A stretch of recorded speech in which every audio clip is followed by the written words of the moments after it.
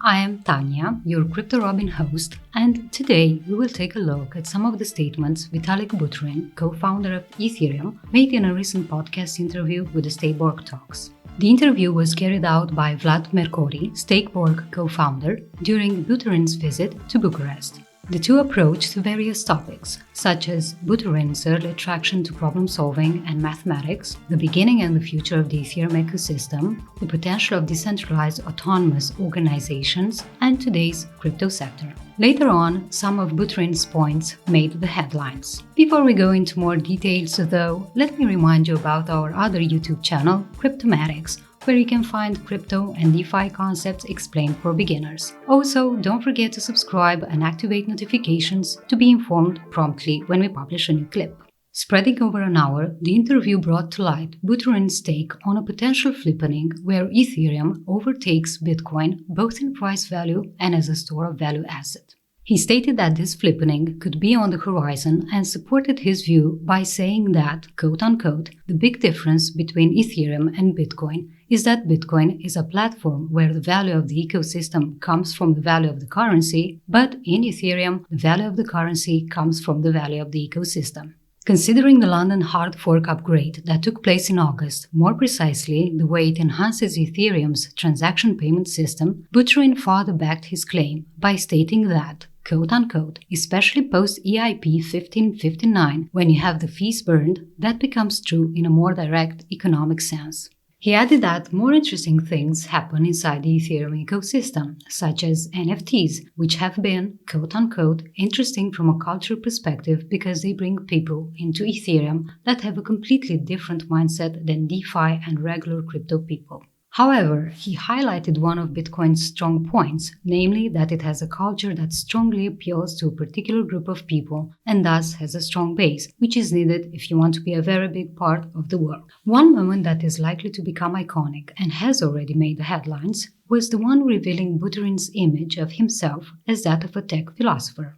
Answering Mercuri's question whether he sees himself as more of a tech guy or a philosopher, the Ethereum co-founder promptly responded that he's some of both, as his thinking directly informs his doing. He later expressed his thoughts on the crypto sector's potential to succeed but also to fail, acknowledging that, quote-unquote, like all things, this is an experiment. However, he reinforced the idea that even if there is a slight chance for a crypto project to succeed, that chance is what makes it worth doing.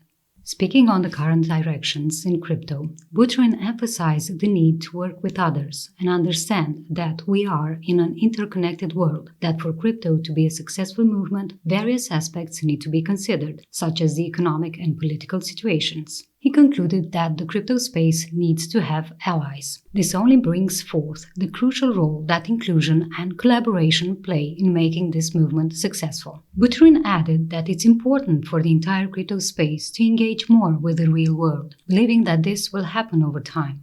On the same note, he stressed the importance of culture when it comes to using technology and how the two are interconnected and cannot be separated, stating that, quote-unquote, the culture decides the technology and the technology decides the culture.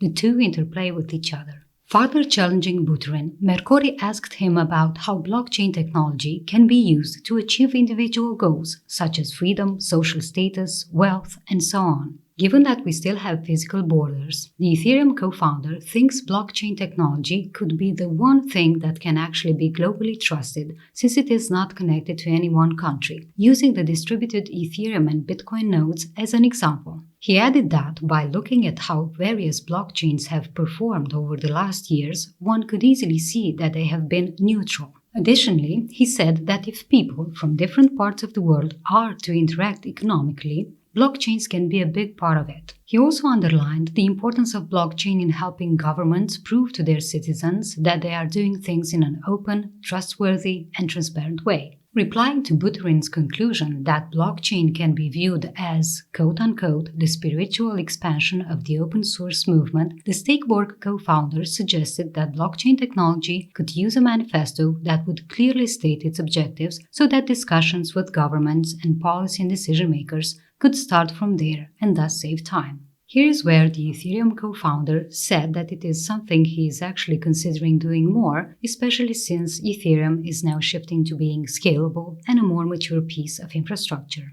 The interview also touched on the rise of DAOs, with Mercorin asking Buterin whether these organizations would become the next sector to grow and thus follow in the footsteps of DeFi and NFTs. While saying that he definitely sees the DAO's importance growing over time, Buterin stressed that there are currently several little things missing from this space and not just one problem. However, he went on to say that their ability, quote-unquote, to make big decisions and not just continue incrementally on the same path is something we'll see soon. He is also of the opinion that the way DAOs evolved has helped us understand better what works and what needs to be improved. The Ethereum co-founder added that good governance systems are much more context and situation dependent than we've initially thought. In his interview with Stakeborg co-founder Vlad Mercorin, Buterin reiterated some of the principles behind Ethereum, mapped today's crypto sector, and expressed his vision on the future of both Ethereum and crypto as a whole. By doing so, he has shown once more, through his answers to a series of skillfully addressed and chosen questions, that, while still in relatively early stages, crypto, blockchain, and all things related are part of a vision to better the world we live in. So much for today. If you're interested in the latest news and reviews of the crypto space, you can find us on Instagram, Facebook, Twitter, and Telegram. We'll leave the links in the description below and the pinned comment. If you've enjoyed this video, don't forget to like, subscribe, and ring the bell to be notified whenever we publish a new video. Join us and stay up to date.